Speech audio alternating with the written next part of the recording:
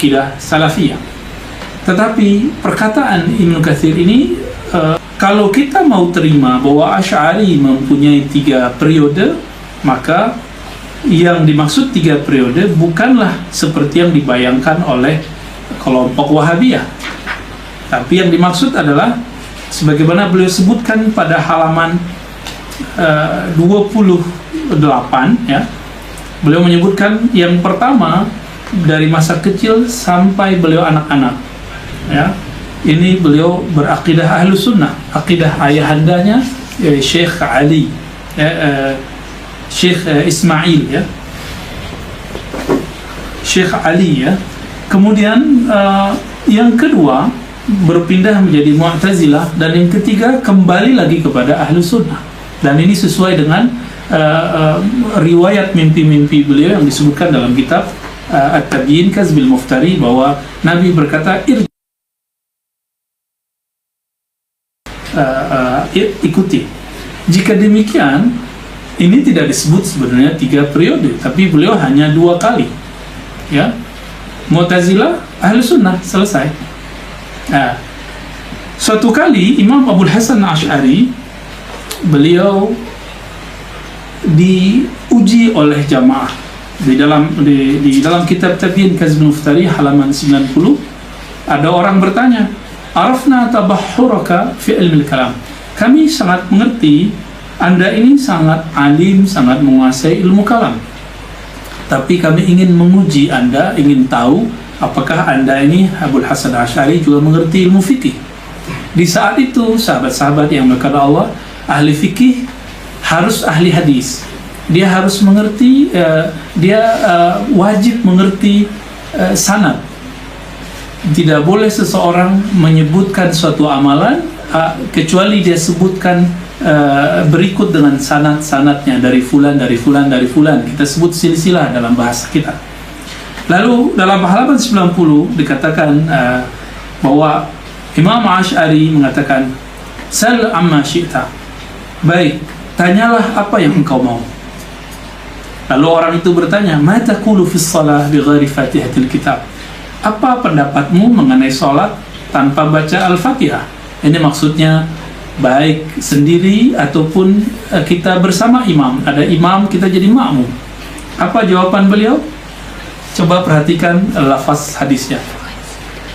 Wabila qala akhbarana Zakaria ibn Yahya As-Saji qala anba'ana Abdul Jabbar qala anba'ana Sufyan Ats-Tsauri qala haddatsani Az-Zuhri an Mahmud ibn Rabi' an Ubadah ibn Samit an Nabi sallallahu alaihi wasallam qala la salata liman lam yaqra bi Fatihatil Kitab.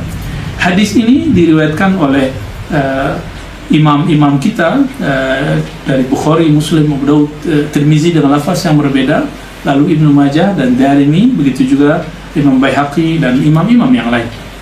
Coba perhatikan apa kata beliau, akhbarana Zakaria ibn Yahya As-Saji.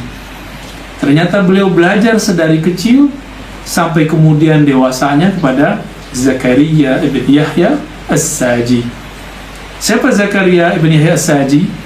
Beliau adalah murid dari Imamuna Ahmad ibn Hanbal, pendiri mazhab, pengasas mazhab Hanbaliyah. Beliau juga murid daripada Imam Al-Qarabisi, sahabat Imam Ahmad yang di kemudian hari mereka berdua berdebat, ya, kemudian tidak, hubungan mereka kurang baik. Lalu beliau juga berguru kepada Imam Al-Muzani dan imam-imam yang lain, termasuk Tahawi, ya, semasa dengannya. Maka dari imam-imam tadi, Imam Al-Qarabisi, Ahmad ibn Hanbal, Al-Muzani, Imam Zakaria bin Yahya As-Saji meriwayatkan akidahnya dari dari tiga imam tadi dari Imam Syafi'i dari Malik dari Nafi' dari Ibnu Umar dari baginda Nabi sallallahu alaihi wasallam. Maka terjawablah di sini 2 soalan sekaligus, siapakah guru beliau dan marhalah fase-fase kehidupan beliau, ya. Ini sangat menarik, sahabat-sahabat Allah. Jadi beliau hafal sanad, hafaz sanad, hafaz semua yang dibutuhkan oleh seorang muhaddis dan ahli fiqih, sehingga beliau mengatakan akhbarana Zakaria bin Yahya As-Saji. Baik. Lalu siapa lagi gurunya? Dalam kitab Imam As-Subki, Tajuddin As-Subki, disebutkan beliau juga berguru kepada Ad-Dabbi Al-Jumahi, kepada Imam Ruwaim, kepada Imam Abul Qasim Al-Junaidi, Imam Junaid, ya. Dan secara tahun sangat mungkin, ya. Kita melihat juga beliau belajar kepada Ibn Surayj dan macam-macam ulama, ya. Berdasarkan itu semua dan kitab-kitab ini, tidak ada satupun ulama Ahlus Sunnah yang bermanhajkan Asy'ariyah Maturidiyah meriwayatkan 3 fase masa beragama Imam Asy'ari seperti dituduhkan dan dikhayalkan oleh kelompok Wahabiyah. Jadi khayalan itu zon, la sanadalah, la marja'alah, tidak ada sumbernya, ya. Itu persoalan yang pertama yang sekaligus menjawab soalan yang siapakah guru Imam Asy'ari, ya. Imam Zakaria As-Saji juga meriwayatkan hadis. Beliau juga meriwayatkan tentang ilmu yang disebut ilmu rijal, ya, ilmu mengenai kualitas rawi-rawi hadis. Tapi ini tidak banyak kita bahas. Lalu siapakah lagi gurunya?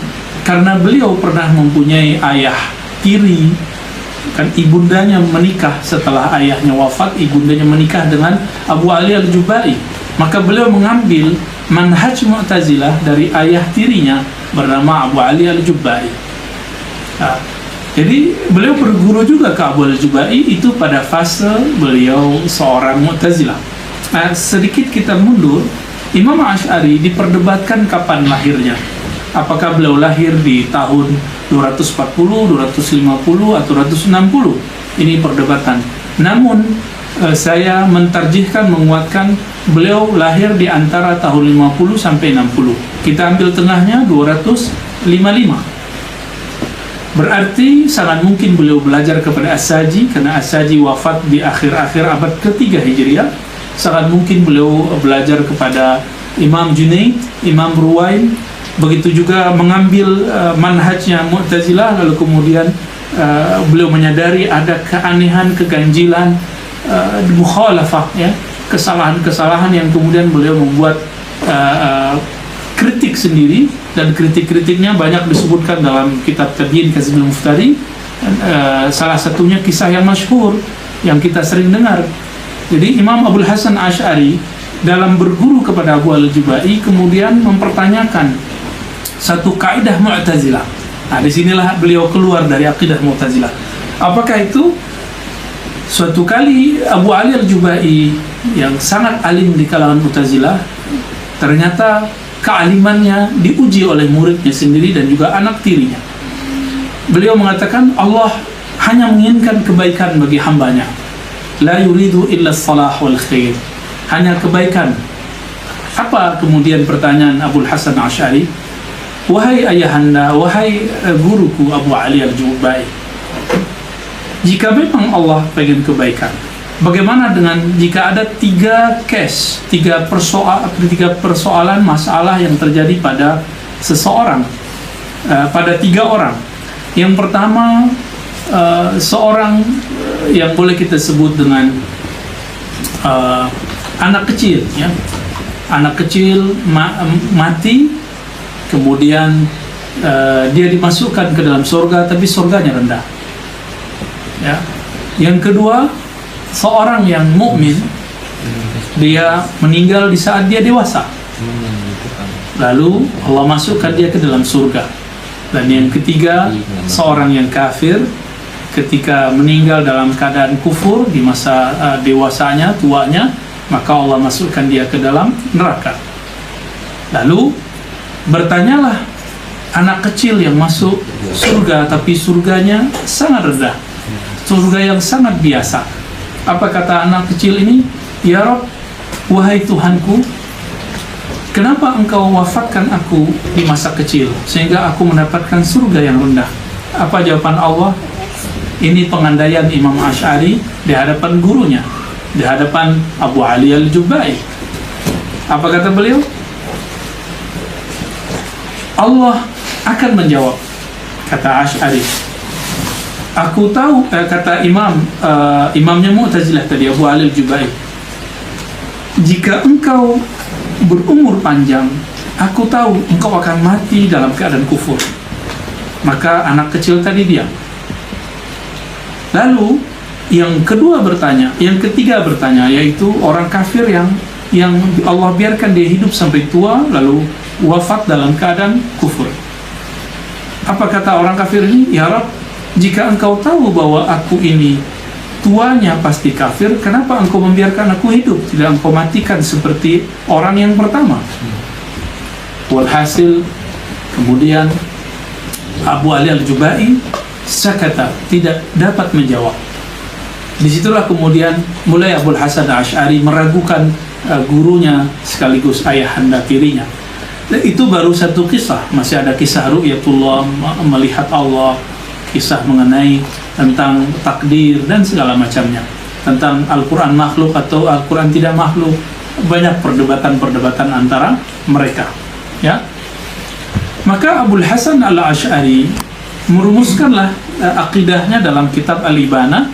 Cuma sayang sekali manuskrip atau naskah-naskah yang ada itu yang paling bagus itu naskah yang kemudian dikumpulkan oleh Dr. Fauqiyah Hussein Mahmud. Sayangnya masih ada satu saja kesalahan di sini. Selebihnya sudah sesuai dengan kaidah Imam Asy'ari yang kita kenal, bahwa beliau mengatakan istiwa, Allah nuzul, Allah bersemayam tapi bukanlah bertempat, Allah turun tapi tidak berpindah. Kenapa? Dia tidak benda, dia bukan jisim. Karena dia bukan jisim, bukan jirin, maka perpindahannya bukanlah perpindahan tempat, ya.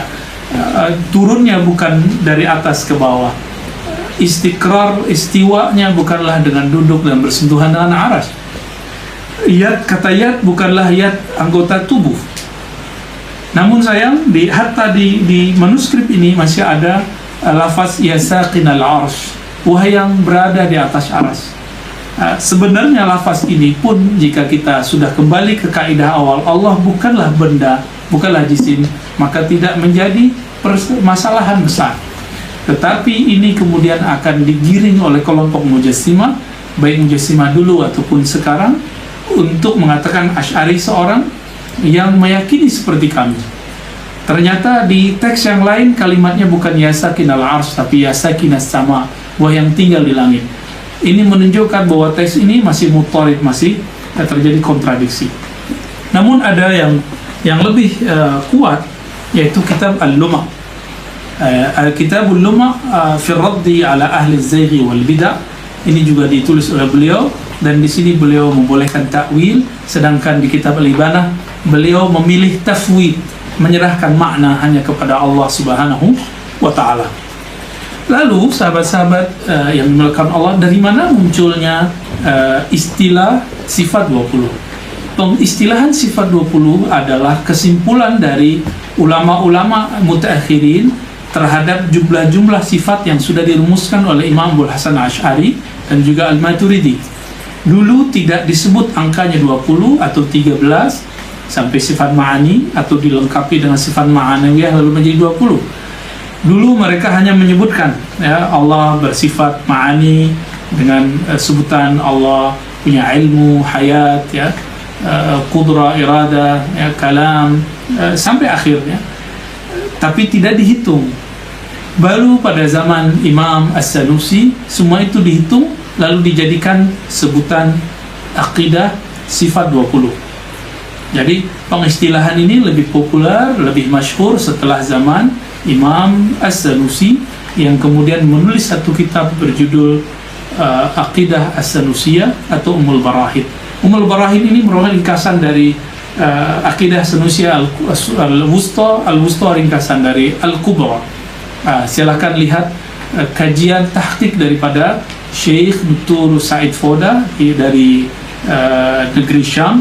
Beliau dengan sangat bagus, dengan sangat jayyid mentahqiq kitab-kitab tersebut, ya. Dan ini saran beliau, semacam nasihat beliau ketika kita ingin mempelajari kitab-kitab matan, kitab-kitab teks. Jangan langsung masuk ke syarah.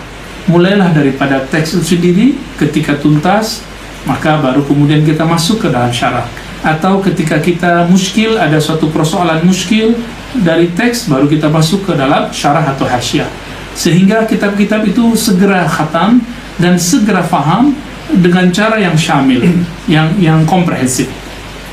Lalu sahabat-sahabat makan Allah, ada pertanyaan juga mengenai tadi ya, kitab Al-Ibanah ya. Apakah kita menggunakan kitab Al-Ibanah?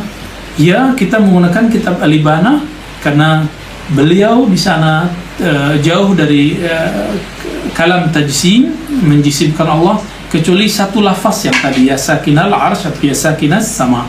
Selebihnya jika kita buat persentase 99,9% ya, 99% itu tidak ada masalah ya. Namun manhajnya apa? Manhaj tauhid, menyerahkan makna kepada Allah tanpa tasbih, tanpa takyif ya, tidak menyerupakan, tidak mengtakyifkan. Nah, inilah yang kemudian disenangi oleh Ibnu Taimiyah, disenangi oleh Ibnu Qayyim, maka dinukil kembali dalam kitab Darut Ta'arud yang dikarang oleh Ibnu Taimiyah. Setelah itu apakah yang menjadi perbedaan antara Abul Hasan Asy'ari dan Imam Abu Mansur Al-Maturidi? Sahabat-sahabat yang mampu baca kitab, silakan baca kitab ini ya. Masail Ikhtilaf Bainal Asy'ari wal Maturidiyah, karya ulama di masa Turki Utsmani, namanya Ibnu Kamal Bashar.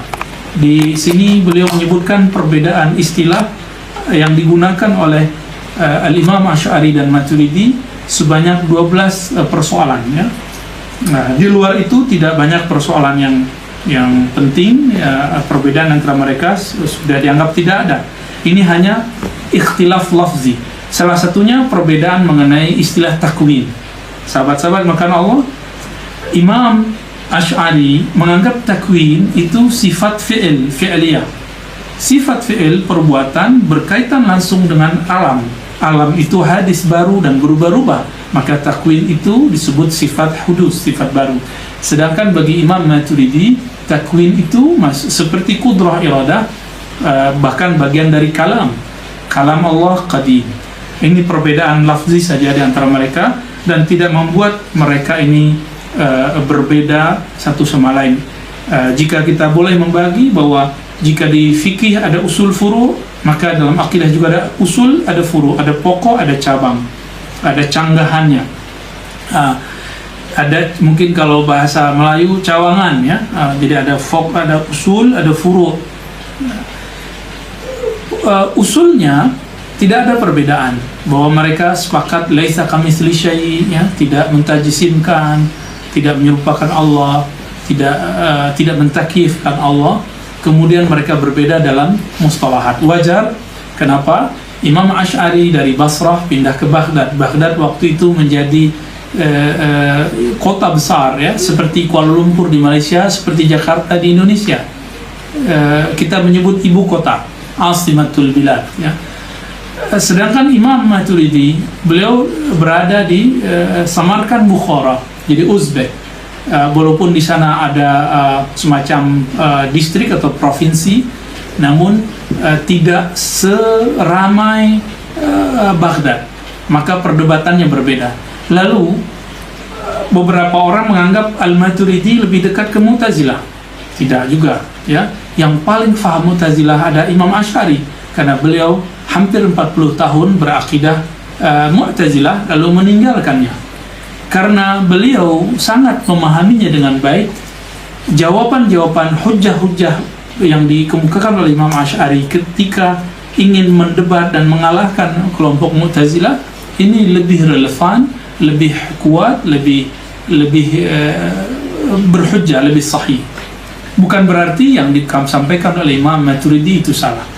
Baik, sahabat-sahabat yang melakukan Allah, lalu kemudian kembali ke persoalan awal. Apa yang harus kita lakukan ketika masih ada orang menuduhkan Imam Asy'ari 3 periode, 3 fase. Nah, apa yang harus kita lakukan? Dalam kaidah tarikh, ilmu tarikh, tidak boleh kita beropini, tidak boleh kita berspekulasi, membuat spekulasi, membuat semacam waham-waham, zan, ya, asumsi-asumsi, kecuali menggunakan data. Ya, maka kita tanya kepada mereka, sebutkan datanya, data dari muridnya, dari murid dan setelah muridnya. Bukan hanya dari manuskrip yang manuskrip itu sudah ternodai oleh tangan-tangan orang-orang yang ingin mengalihkan nama Imam Abul Hasan Asy'ari kepada nama yang tidak baik. Imam Abul Hasan Asy'ari dicaci maki oleh seorang namanya Al-Ahwazi, ya. Al-Ahwazi ini mengatakan Asy'ari tidak dikenal sebagai ahli ilmu, tidak mengerti hadis. Itu sebabnya opini-opini yang tadi juga sudah terjadi di masa Imam Ibnu Asakir. Ibnu Asakir kemudian menjawab persoalan itu, jadilah satu kitab. Apa komentar Imam Subki? Seandainya Ibnu Asakir mau, tentu dia menulis kitab ini lebih tebal dari kitab ini. Cuma sayang, Ibnu Asakir hanya menulis sedikit saja. Setebal ini masih dianggap sedikit, ya. Kita baru membaca artikel pendek sudah merasa sangat alim, ya. Sahabat-sahabat makan Allah, tanya saja kepada mereka, coba sebutkan buktinya. Jangan hanya menggunakan manuskrip Al-Ibanah yang antara satu manuskrip itu berbeda dengan yang lain. Kalaupun mereka kemudian bersikeras mengatakan kita gunakan Al-Ibanah, baik, kita baca kitab Al-Ibanah dan kita bisa adu antara satu teks dengan teks yang lain. Seperti yang saya katakan di awal, bahwa Abul Hasan Asy'ari hanya menyebutkan kalam ini yang dipersoalkan oleh beberapa masyayikh kita, ya sakin al-'arsy atau ya sakin as-sama, selebihnya mengikuti akidah Ahlussunnah. Ya, tidak ada persoalan, ya. Yang benar bukan ya sakin al-'arsy, ya, tetapi ya rabbal 'arsy. Maka saya melihat, membandingkan, tidak mungkin seorang Imam Asy'ari silap, keliru dalam persoalan yang sangat penting ini. Di dalam Al-Quran tidak ada lafaz sakin al-'arsy, di dalam hadis tidak ada lafaz sakin al-'arsy. Beliau mengatakan kepada Al-Barbahari, akidahku adalah akidah Ahmad. Tapi Al-Barbahari meriwayatkan lafaz yang lain dari gurunya dari Imam Ahmad, bahwa Imam Ahmad tidak seperti Asy'ari. Tapi Asy'ari meriwayatkan dari As-Saji bahwa akidah dia sama dengan Imam Ahmad. Berarti di situ ada dua interpretasi, dua penafsiran, dua periwayatan antara riwayat Imam Asy'ari dan riwayat Al-Barbahari. Kitab Al-Ibanah ditulis oleh beliau untuk ditunjukkan kepada Al-Barbahari dan juga kelompok Hanbaliyah yang lain yang mereka berbeda haluan dengan Imam Asy'ari. Berdasarkan ini, sahabat-sahabat mengkaman Allah, kita mengatakan apa yang dikatakan oleh Imam Subki, bahwasannya akidahnya Imam Abul Hasan Asy'ari itu adalah nafsu aqidati Imam Ahmad, sama dengan akidah Imam Ahmad, nafsul aqidah, yani aqidatuhuma sawa. Dan itu juga akidah Imam Syafi'i. Maka kita bisa membuktikan lagi dengan kitab Ahlu Riwayat Imam Al-Baihaqi dalam kitab Al-I'tiqad. Ya, kitab Al-I'tiqad merupakan kitab yang sangat orisinal, jadi ori, sahih, menyebutkan akidah Imam Asy'ari, lalu dikomparasi dengan riwayat kalam Imam Syafi'i dan kalam-kalam Imam Salaf yang lain. Lalu sahabat-sahabat yang dimuliakan Allah, bagaimana dengan jika kita menyebut sifat 20 yang wajib, 20 yang mustahil, lalu kemudian Nabi juga 20, ada 4 yang wajib, 4 yang mustahil, lalu Allah 1 jaiz, kemudian Nabi Muhammad 1 juga jaiz, sehingga menjadi aqidatu al-khamsin, aqidah 50. Apakah pengistilahan ini salah? Tidak, itu cuma untuk mentashilul murid, memudahkan murid, ya. Itu sebabnya sebenarnya kita tidak mempermasalahkan jika Wahabiyah membagi tauhid menjadi 3. Tapi kita mempermasalahkan ketika mereka mengatakan bahwa dalam definisi tauhid yang 3 tadi, uluhiyah, rububiyah, asma wa sifat, yang dikemukakan oleh kelompok Wahabiyah, yang paling benar cuma mereka, bahwa hanya mereka lah yang bertauhid uluhiyah, sedangkan selain mereka hanya sampai kepada rububiyah. Yang lain seperti kelompok musyrik, falasifah, sufi, ahlu kalam, itu tidak sampai kepada akidah tauhid uluhiyah, hanya sampai kepada tauhid rububiyah. Ini tentu berlebihan. Ini akan mengeluarkan banyak orang Islam, banyak umat Islam, banyak para imam ahli hadis dari akidah Ahlussunnah. Ya. Namun jika kita konsisten dengan kaidah mereka, "Lau kana khairan lasabaquna," jika ini baik itu mereka sudah ada yang dahulu. Coba datangkan satu bukti saja. Adakah di antara hadis Nabi, di antara tabi'in, di antara sahabat tabi'in, kemudian tabi'ut tabi'in, ulama-ulama salafus saleh yang pernah membagi tauhid menjadi 3? Jika ada, silakan datangkan. Jika tidak, maka fal yanzur ar-rajul fi nafsihi, ya. Maka lihatlah, sebenarnya yang bermasalah itu kita akidah Ahlussunnah Asy'ariyah atau mereka akidah Salafiyah Wahabiyah. Baik, sahabat-sahabat melakukan Allah, terakhir saya mau menyampaikan bahwa apa yang akan membuat kita tambah yakin bahwa akidah Ahlussunnah yang diriwayatkan Imam Asy'ari inilah yang dianut oleh ulama-ulama Ahlussunnah, ahli hadis, ahli fiqih, mutaakhirin yang sangat masyhur. Bukankah sahabat-sahabat jemaah mengenal sosok syakhsiyah yang bernama Al-Hafiz Al-Faqih An-Nawawi? Imam Nawawi yang berasal dari Damaskus, beliau penulis kitab Arba'in, pengarang kitab Riyadhus Shalihin. Kitab ini juga digunakan oleh kelompok Wahabiyah Salafiyah, meskipun mereka memberikan syarahan, penjelasan, uraian yang berbeda dengan maksud Imam Nawawi. Sebagai contoh, Imam Nawawi menyampaikan satu hadis, "Man ahdatsa fi amrina hadza ma laysa minhu fawarat." Imam Nawawi membagi bid'ah menjadi 2 secara nilai, buruk dan baik, secara hukum menjadi 5, mulai dari hukum wajib sampai kepada hukum mubah. Tetapi mereka tidak mau. Mereka bersikeras mengatakan kullu bid'atin dhalalah, semua bid'ah sesat. Ya. Lalu kita lihat apakah akidah Nawawi, akidah Imamuna An-Nawawi adalah akidah Asy'ari.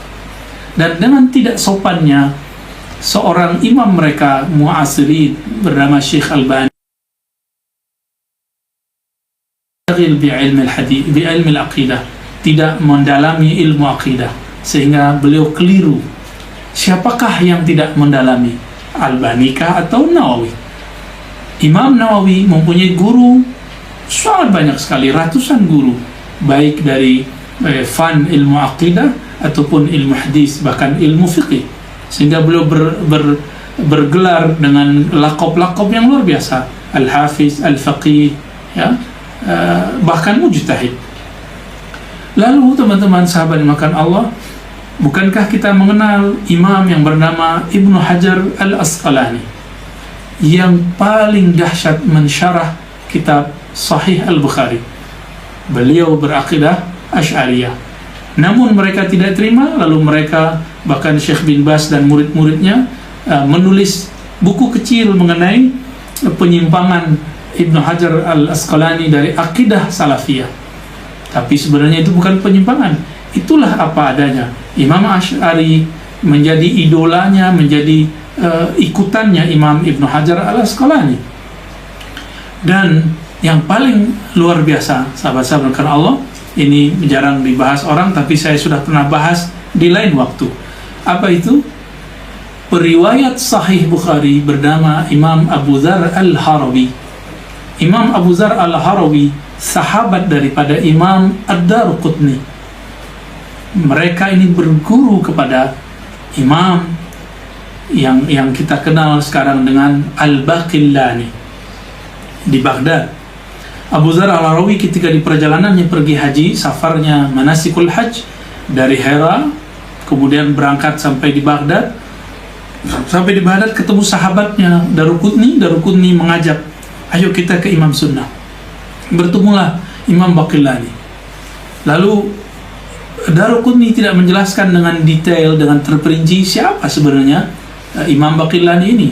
Ketika pulang, Imam Abu Dzar Al-Harawi, periwayat penghafaz Sahih Bukhari, bertanya, sebenarnya orang ini siapa? Dijelaskanlah orang ini ahlu sunnah, melawan ahli bid'ah, mau berhujjah untuk mengalahkan orang-orang yang menyebarkan bid'ah di kota Baghdad. Walhasil, esok harinya Imam Abu Dzar Al-Harawi, guru besar dari peminat Sahih Bukhari di zamannya, belajar kepada Imam Daruqutni, Imam Baqillani.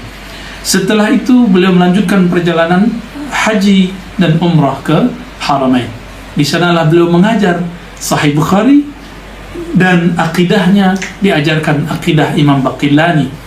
Siapakah Baqillani? Baqillani berguru kepada Imam Al-Bahili. Imam Bahili berguru kepada Imam Abul Hasan Asy'ari. Berarti jarak mereka dengan Asy'ari sangat dekat sekali. Abu Dzar Al-Harawi berguru kepada Hamuyah, ya, juga Al-Jarudi daripada Al-Firabri. Al-Firabri langsung mengambil Sahih Bukhari daripada pengarang penulis kitab Sahih Bukhari, Al-Imam Abu Abdullah Muhammad bin Ismail Al-Bukhari. Berarti sahabat-sahabat karena Allah, akidah Imam Asy'ari, akidah Ahlussunnah ini hanya penamaan saja. Hakikatnya akidah beliau adalah akidahnya ahli hadis. Tidaklah dipandang berbeda oleh Daruqutni, tidaklah dipandang berbeda oleh Imam Abu Dzar Al-Harawi. Itulah sebabnya kelompok Mujassimah mutaakhirin mengatakan la'anallah Abu Dzar Al-Harawi. Mereka melaknat Abu Dzar Al-Harawi. Kenapa? Karena murid-muridnya ini membawa Sahih Bukhari ke Maghrib. Di sana mereka menyebar Sahih Bukhari, sekaligus mereka mengajarkan akidah Ahlus Sunnah Imamuna Abul Hasan Asy'ari. Semoga kita tambah faham akidah imam kita, pemahaman kita tidak goyah, dan ini bukanlah ta'assub, bukanlah fanatisme. Kita hanya menjelaskan sebagaimana ada hadis riwayat Bukhari, ada fikih riwayat Syafi'i, maka ada akidah riwayat Imam Asy'ari. Wa sallallahu ala nabiyina Muhammad. Mungkin apabila ada soalan, diskus yang mau disampaikan, silakan. Ya, baik. Ada Bu. Silakan operator. Baik Bu. Ustaz Ini Faiz. ada banyak pertanyaan yang masuk sebetulnya, tapi sudah kita saring oleh tim admin. Ada pertanyaan dari pihak Malaysia. Yang pertama, banyak dari kalangan Salafi mengatakan Asy'ariyah itu menganggap Allah ada di mana-mana. Nah, bagaimana pandangan beliau terkait hal ini? Ma hadza illa buhtanun azim. Ini tidaklah kecuali kebohongan yang nyata, wa jahlun murakkabun, ya. Kejahilan tapi sangat terstruktur, ya. Itu sebabnya mereka tidak pernah faham akidah Asy'ariyah. Coba buka semua kitab Imam Asy'ari. Coba buka kitab semua akidah Asy'ariyah, baik jalur ahli hadis Imam Baihaqi, ada begitu juga jalur ahli kalam Imam Fakhruddin Ar-Razi.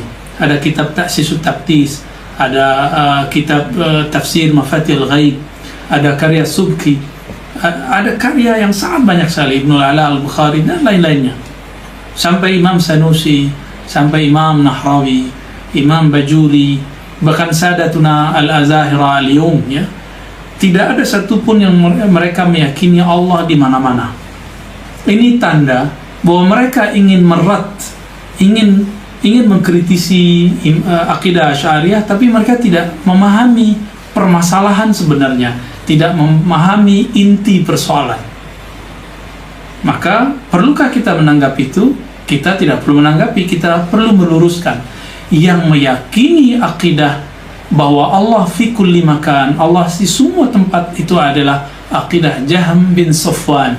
Jahm bin Safwan ini sudah dirad oleh ulama-ulama Ahlussunnah, termasuk Imam Asy'ari itu merad beliau, dan juga Imam Baqillani dan semua kelompok Asy'ariyah menolak akidah bahwa Allah ada di mana-mana.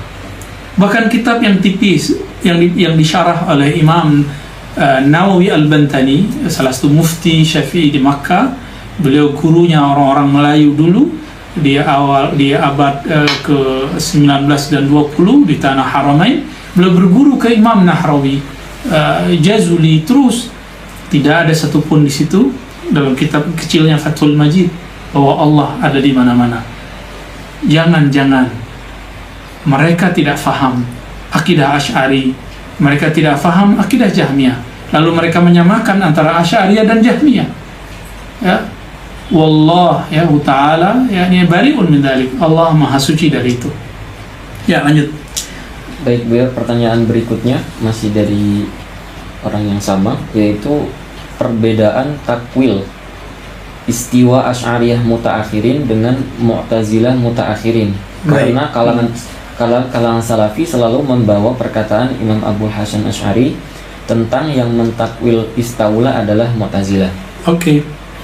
Ya, di kitab Al-Ibana beliau betul berkata menolak lafaz istawa ditakwil menjadi istaula. Di kitab ini ditulis memang seperti itu.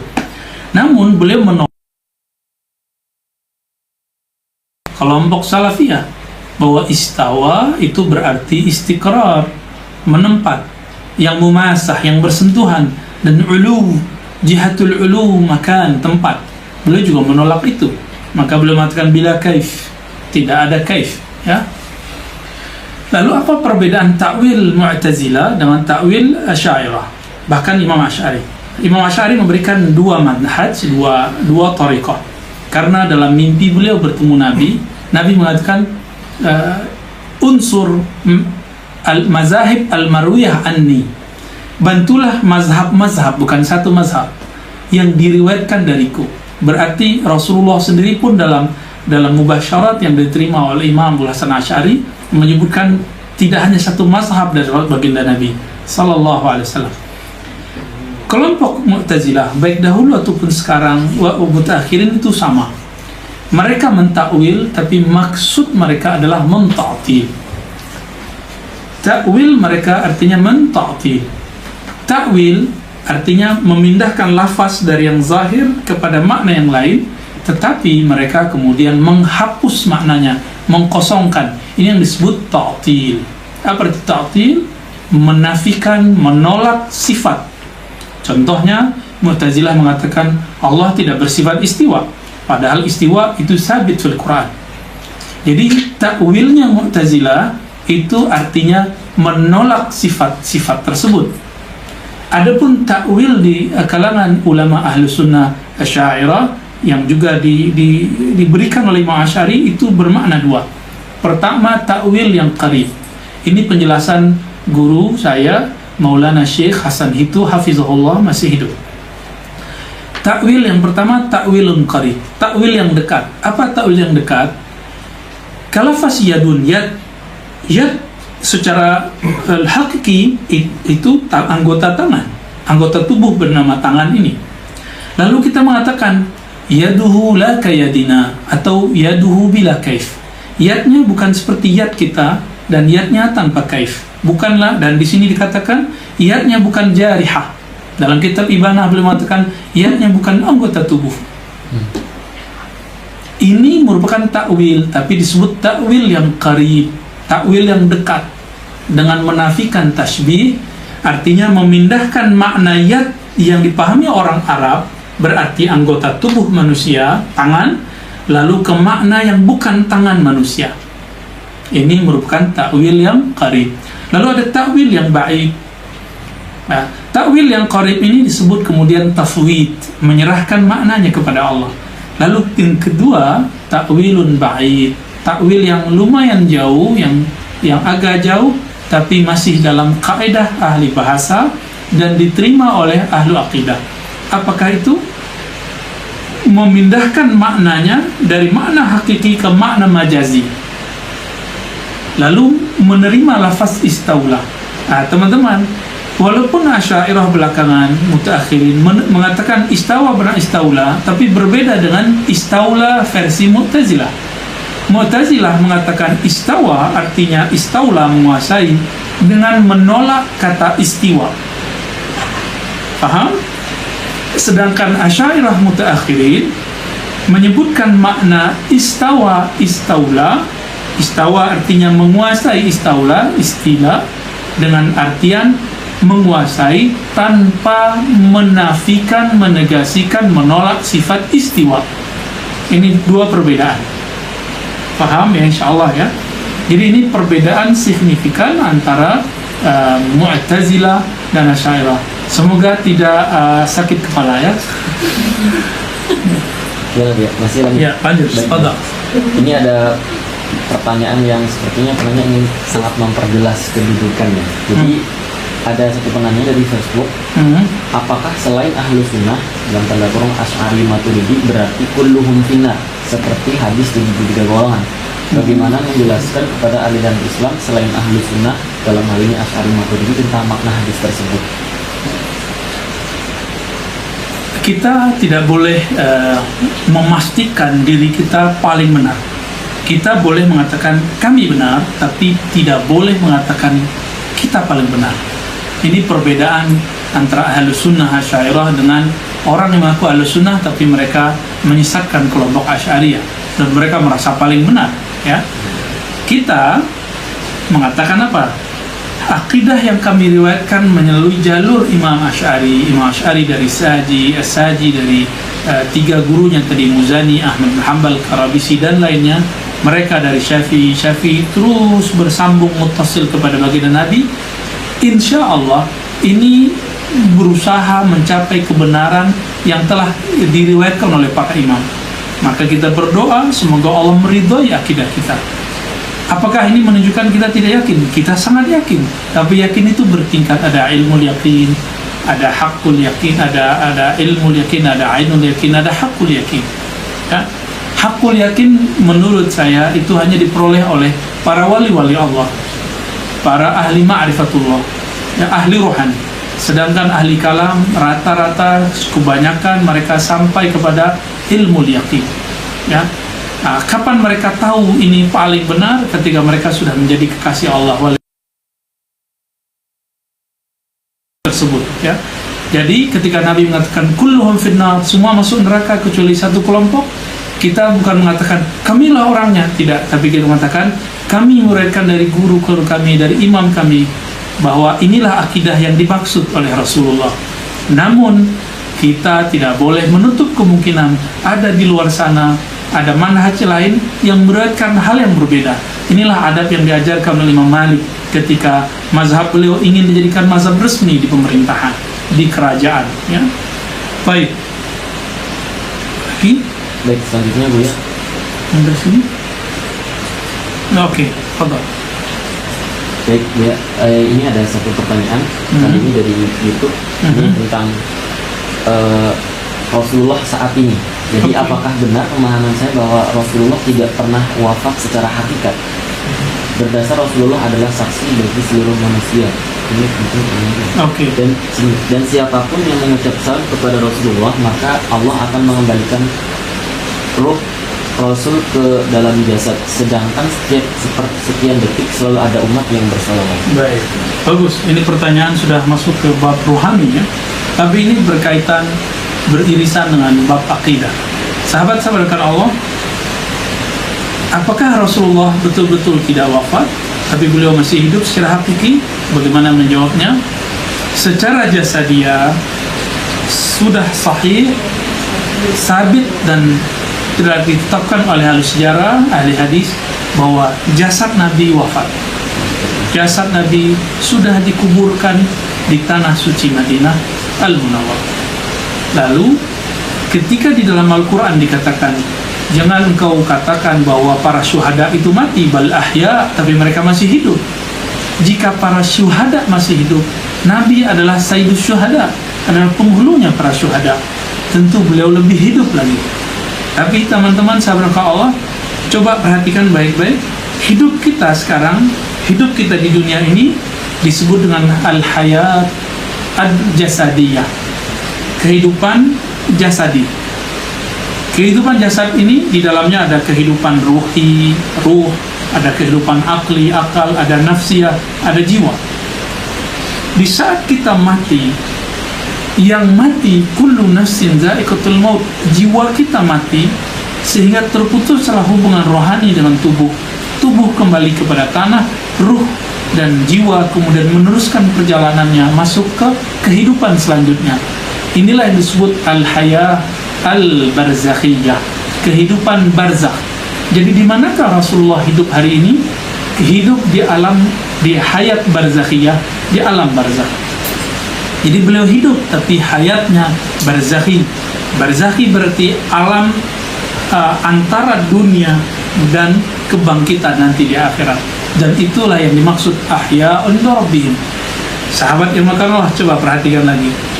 Jika Jibril itu bisa datang kepada siapapun karena dirinya adalah ruh, dan semua umat kita sepakat, semua ulama kita sepakat bahwa baginda Nabi lebih mulia daripada Jibril, tentulah Sayyidina Nabi lebih mudah datang kepada umatnya daripada Jibril datang kepada umat Nabi Muhammad SAW. Inilah makna hadis, man sallama alayya, ya, siapa yang mengucapkan salam kepadaku, raddallahu ilayya ruhi, Allah kembalikan kepadaku rohku, fa'arudda alaihi salam, maka aku menjawab nanti salamnya. Kehidupan apa itu? Kehidupan barzakhiyah, kehidupan yang di alam barzakh. Dan kehidupan di alam barzakh, Nabi tidak lagi terbebani oleh urusan fisik, urusan jasad, urusan jasmani. Kehidupan beliau murni, ruhani. Oleh karena itu, beliau tidak terbebani tidak oleh apapun.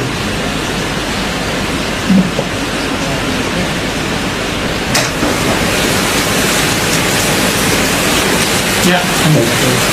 Baik ya, pertanyaan berikutnya. Baik, pertanyaan berikutnya dari Al-Basir Rauhani. Kalangan Salafi banyak yang mengatakan Asy'ariyah benci ajaran salaf. Salah satunya ketika Al-Mizzi mulai membacakan kitab Khalqu Af'alil Ibad karya Imam Al-Bukhari. Lalu di dalam kitab tersebut terdapat pasal tentang bantahan terhadap Jahmiyah. Kemudian berita itu sampai kepada Qadhi Syafi'i ketika itu, maka ia memerintahkan untuk menjebloskan Al-Mizzi ke dalam penjara. Bagaimana menurut pandangan dia? Ya, Imam Al-Mizzi sebenarnya beliau versi Asy'ari yang tafwid, Asy'ari yang tidak mentakwil. Imam Al-Mizzi juga berfikih Syafi'i, namun beliau tidak tertarik kepada takwil. Bahwa beliau ini mujassimah atau salafiyah, tidak. Jika ada yang mengatakan bahwa Asy'ari benci kepada Salafi, tidak. Hayhat, hayhat. Nahnu la nubghid ayya insan. Coba tanya kepada orang-orang yang berkira Asy'ariyah, yang Asy'ariyahnya sahih. Mereka tidak ada yang benci kepada Salafi. Saya, wallahi, saya tidak benci kepada Salafi. Saya tidak benci kepada Mu'tazilah. Saya tidak benci kepada Syiah. Kita berbeda. Kalau berbeda, maka kita saling mengkritik, saling berbeda. Apa yang salah dengan hal itu? Mungkin mereka yang salah paham ketika kita mengkritik disebut benci. Sejak kapan semua kritik harus disebut sebuah kebencian? Ya. Apakah kisah Imam Al-Mizzi ini kemudian menjadi legitimasi bahwa kitab Khalqu Af'alil Ibad ini sama dengan akidah Hanabilah? Tidak. Kita boleh buka, saya punya kitabnya. Di saat kita berziarah ke kita mendapatkan tahqiq-tahqiq yang lain. Khalqu Af'alil Ibad itu berbeda riwayatnya dengan beberapa riwayat Hanabilah dari Imam Ahmad. Ya, Imam Ahmad menolak, mengatakan kalam Allah makhluk, atau kata beliau, kalau orang mengatakan kalam Allah tidak makhluk, ini muhdats, bid'ah, karena Nabi tidak pernah kufur, karena itu bertentangan dengan kalam Rasulullah. Pengarang kitab Khalqu Af'alil Ibad, di dalam kitab itu beliau mengatakan talaffuzuna bil Quran makhluk, pelafazan kita, pembacaan kita, tilawah kita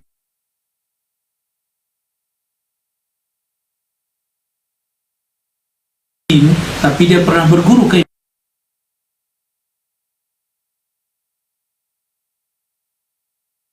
sebenarnya kitab Khalqu Af'alil Ibad itu aqrabu ila al-Asy'ari daripada Salafi.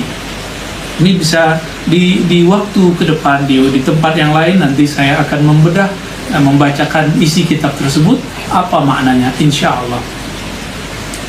Masih ada? Masih ada, Bu ya. Tafadhol.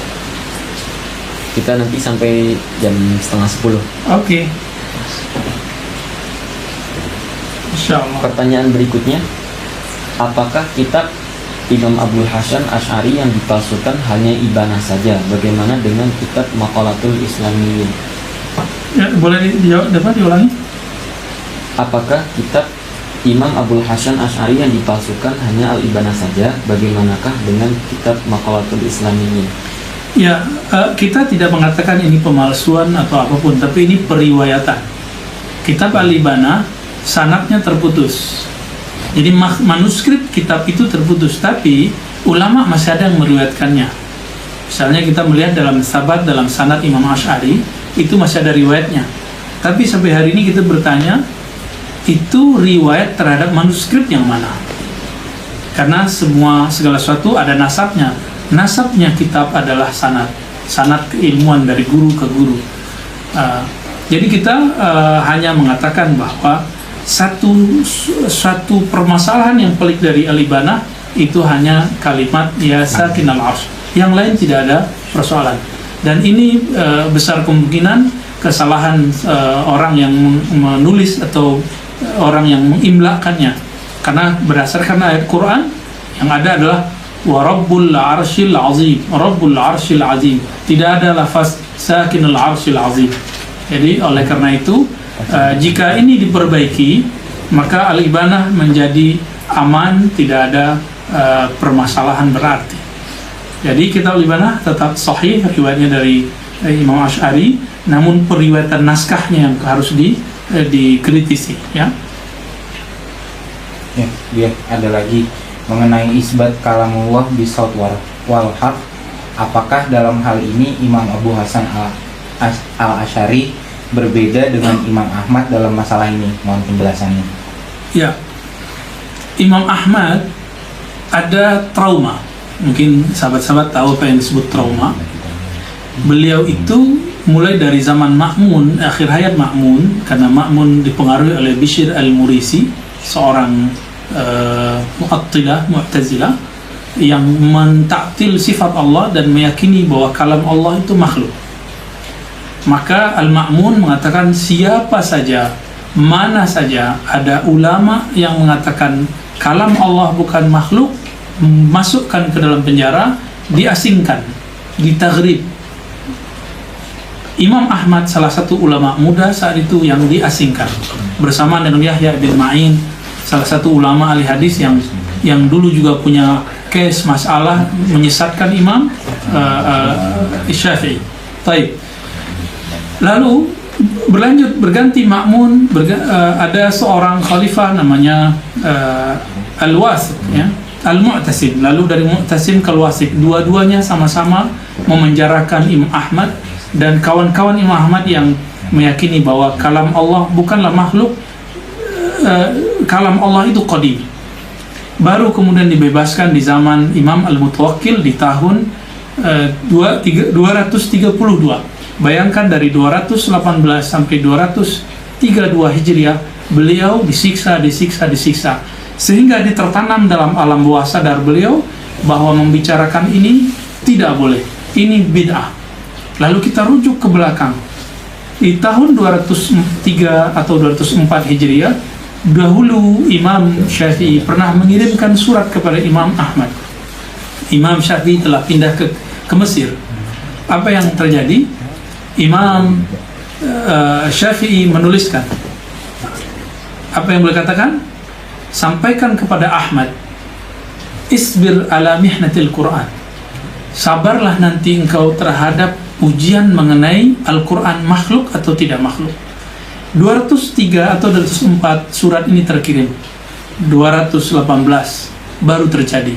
Jadi sekitar berapa tahun? 14 tahun baru terjawab jawaban dari mimpi itu. Dan mimpi itu diperoleh Imam Syafi'i dari Rasulullah. Rasulullah mengatakan, sampaikan salamku ke Ahmad dan katakan ke Ahmad, isbir ala minhatil Quran. Dalam penafsiran Imam Ahmad, membahas tentang kalam Allah itu adalah bid'ah. Mengatakan yang makhluk adalah kufur. Oleh karena itu Imam Ahmad tidak mau membahas, bukan berarti beliau menolak akidah kawannya namanya Karabisi. Al-Karabisi ini seperguruan dengan beliau dan sering tidur di rumah Imam Syafi'i. Apa kata beliau? Al-Quran itu tidak makhluk. Imam Ahmad mengatakan itu bid'ah. Lalu ada orang hasad, orang yang iri dengki ingin mengadu domba antara dua imam ini, akhirnya mereka bertengkar. Padahal mereka akidahnya sama, hanya berbeda ibarah. Ya. Imam Asy'ari meriwayatkan akidah ini dari As-Saji dan cenderung kepada Al-Qarabisi. Sedangkan Al-Barbahari meriwayatkan daripada Imam Marwazi daripada Ahmad bin Hanbal, sikap yaitu sikap tidak membahas sama sekali. Jadi tidak ada pertentangan yang signifikan, yang asil dalam ikhtilaf antara apakah kalam Allah tidak berhuruf atau tidak bersuara. Ini bertentangan dengan akidah Imam Ahmad. Ya, izin bertanya Bu ya, kenapa di kalangan Salafi memahami bila kaif dengan makna tanpa bertanya bagaimana? Apakah benar salaf memahami bila kaif seperti itu atau bagaimana? Bila kaif artinya bukan tidak bertanya. Bila kaif, apa arti kaif? Kaif, kalau antum belajar bahasa Arab, ana sa'altuka kaif haluk, berarti kaif itu pertanyaan mengenai hal, hay'ah. Kaif menunjukkan pertanyaan mengenai keadaan, kondisi, cara. Yang dimaksud oleh Imam Malik ketika beliau mengatakan al-istiwa ma'lum, istiwa itu sudah diketahui dalam bahasa Arab. Kemudian wal kaif anhu marfu, sedangkan kaif tata cara, keadaan itu semuanya sifat kebendaan, dan Allah marfu anhu, maha suci dari semua asumsi-asumsi itu. Itu maksud Imam Malik dalam riwayat Imam Baihaqi dan riwayatnya sahih. Wasu'al anhu bid'ah, ya, pertanyaan mengenai itu bid'ah. Wal imanu bihi wajib, iman mengenainya wajib. Terjawab. Jadi kaif bukan larangan bertanya. Kalau itu larangan bertanya, kenapa kaif tidak boleh, lalu aina boleh? Aina di mana boleh? Ini kontradiksi, ya, ikhtilaf. Baik.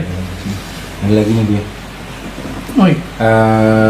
Bolehkah kita menggunakan dua akidah tersebut, baik Ahlul Sunnah maupun Salafi?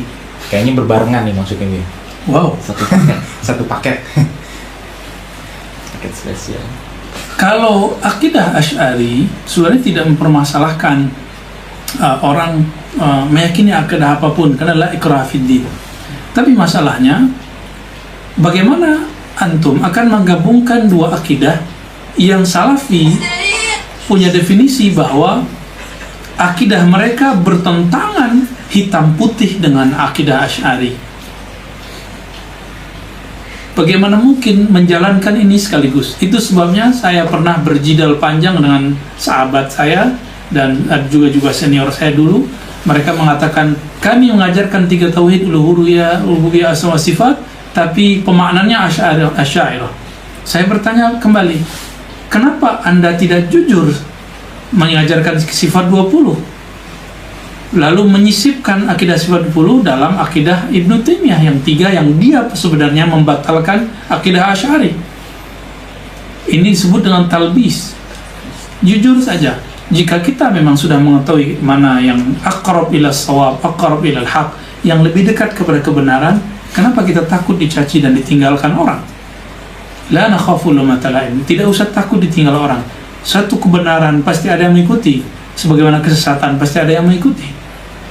Jadi cukup ikuti satu saja, ya, dan hargai yang lain. Wallahu a'lam. Ini ada lagi Bu ya. Bagaimana pandangan Buya dalam akidah Salafi tentang makan adami yang menyatakan Allah di luar alam? Makan adami. Makan adami. Tempat Ya. makan tempat. Ya, ini pelan-pelan ya. Ini pertanyaannya sudah kayak orang yang ketemu 12 kali pertemuan ya. Mau dijawab? Dia penasaran. Keras. Mau dijawab? Oke. Apabila sudah faham bahwa Allah Ta'ala bukan benda, berarti Allah terbebas daripada sifat Benda. makan, sifat-sifat benda, yaitu tempat. Makan artinya tempat, adami, tempat tapi tempat ketiadaan. Sekarang saya tanya, bukankah dua istilah ini tanakut, kontradiktif? Makan, tempat, tapi tempatnya tidak ada. Cuma ada di pikiran dia. Kalau ada di pikiran dia berarti ada. Ya, ini sama dengan, jadi Salafiyah Wahabiyah mengikuti imamnya Ibnu Taimiyah yang dulu mengharamkan falsafah dan menyesatkan Mu'tazilah, tapi memakan kesesatan Mu'tazilah. Apa itu? Mu'tazilah mengatakan al-adamu syai'. Al-adam syai'. Ma mana al-adam? Ketiadaan itu sesuatu. Ketiadaan itu sesuatu. Tiada itu sesuatu. La yaquluha illa majnun. Yang berbicara begini hanya orang yang majnun ya, yang gila. Kenapa? Tiada kok disebut sesuatu. Sesuatu itu lawan dari adam, berarti wujud. Bagaimana seseorang bisa memikirkan sesuatu yang tiada atau membayangkan al-makan adami? Ini kan akidahnya Ibnu Abil Izz yang diulang oleh pengikut-pengikutnya hari ini. Ketika Imam At-Tahawi membersihkan akidah Tahawiyah, akidah ahli hadis dari keyakinan bahwa Allah bertempat. Ta'ala Allah 'anil wudud wal ghayat, ya. Lalu di ujung ada wal jihatus sit. Allah Maha Suci, terbebas daripada hudud, had, batas. Ghayat, ujung, arkan, ya, jawarih, dan juga 6 arah. 6 arah yang berarti 6 tempat. Tempat di depan, di belakang, kanan, kiri, atas, dan bawah. Lalu apa kata Ibn Abil Izz? Dia mencoba mentalbis, memalsukan makna Tahawi, lalu mengatakan yang dimaksud adalah al-makan adami, al-makan i'tibari. Ada beberapa istilah-istilah yang dia sebutkan. Itu semua istilah ahlul kalam yang dia haramkan, tapi dia memakainya dan menelannya sebanyak itu, ya. Wallahu a'lam bishawab. Ya, ada lagi nih Bu ya, dari saudara Firman Hamdani. Assalamualaikum Akhwan, kita dari Indonesia. Kita mau tanya, kitab apa saja yang menjadi sandaran Abuya dalam kajian malam ini, Akhwan? Baik, pertama Al-Ibanah yang ditahqiq oleh Fauqiyah, Doktora Fauqiyah, dan kita sudah menyebutkan di situ di mana khalalnya, di mana kelemahannya cuma satu saja ketika dia mengatakan ya sakin al-arsh. Selebihnya 99,9% itu bisa dipakai. Kemudian Al-Luma, di situ beliau menerima ta'wil, ya. Kemudian Tabyin Kazbil Muftari karya Imam Ibn Asakir, dan kalau persoalan takwid tadi ada di Ibn Kamal Basha yang menjadi mufti di zaman Utsmani. Lalu ada kitab yang tangan saya nggak nyampe megangnya, Khalqu Af'alil Ibad karya Imam Al-Bukhari.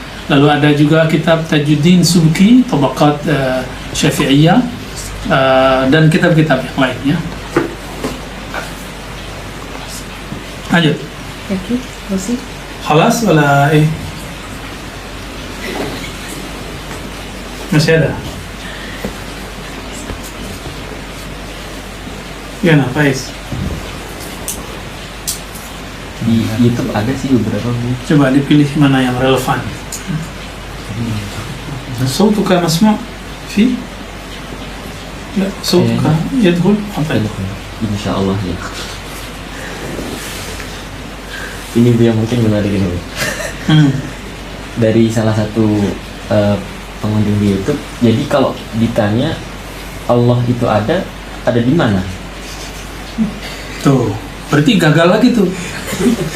Kalau Allah disebut ada, terus ada di mana, teman-teman? Pertanyaan Allah di mana itu pertanyaan yang terjebak kepada kegagalan memahami makna jisim Itulah sebabnya juga kenapa ulama Ahlus Sunnah Asy'ariyah ketika membahas wujud memulainya dari bab jisim. Apa arti jisim? Benda. Benda itu ada hukumnya, yaitu tempat, gerak, diam, warna, disebut jauhar, arad, ya. Allah itu bukanlah suatu jisim, bukan salah satu benda. Inilah makna lam yakun lahu kufuwan ahad. Inilah makna laisa kamitsli syai'. Maka pertanyaan, kalau Allah ada, di mana Allah? Ini pertanyaan orang yang menjisimkan, membendakan Allah. Coba saya tanya, ketika kita menghitung, di manakah hitungan itu? Ketika kita jatuh cinta, di manakah cinta itu? Ketika kita sakit, di manakah sakit itu? Jika ini pun tidak jelas, tidak ada ketentuannya, apalagi Allah yang menciptakan semua rasa dan semua makna tadi. Baik, naktafi? Masih ada? Lagi dia izin bertanya dari Al-Fakir Praya. Kenapa salah satu kitab Melayu, kalau tidak salah Anak Kunci Surga karya Abdul Qadir Al-Mandili, justru menuliskan trilogi Tauhid ala Ibnu Taimiyah? Apakah berarti beliau Wahabi? Ya betul, saya juga membaca waktu S2 ketika saya menulis tesis pasca sarjana yang postgraduate tahun 2009. Saya menemukan tahun 2011 ya, 2010-11 saya menemukan keganjilan itu. Ternyata keganjilan ini dimulai dari karya Mullah Ali Al-Qari. Mullah Ali Al-Qari, teman-teman, saya berkata Allah seorang sufi, tapi beliau bukan mutakhasis fi ilmu al-aqidah. Beliau ahli hadis, ahli fikih, tapi tidak mutakhasis fi al-aqidah. Lalu mensyarah kitab Al-Fiqhul Akbar. Beliau berhusnuzon kepada Ibn Abil Iz Al-Hanafi, karena Mullah Ali Al-Qari seorang Hanafi. Lalu beliau menggunakan manhaj Ibn Abil Iz, tapi beliau tidak sadar Ibn Abil Iz ini adalah pengikut Ibn Qayyim pengikut Ibn Taimiyah. Beliau tidak faham dengan baik, tidak mentasawurkan dengan hubungan antara Ibn Abil Iz dengan Ibn Taimiyah. Dia mengira bahwa itu adalah akidah salaf. Yang salaf itu akidah Tohawi. Adapun akidahnya Ibn Abil Iz sudah keluar bercanggah dari ajaran salaf. Oleh karena itu apa yang disebutkan Al-Mandaini, dia pun tidak mendefinisikan seperti definisinya kelompok salafiyah. Dia menggunakan istilah uluhiyah, rububiyah, asma wa sifat, tapi tidak dengan pemahaman salafi.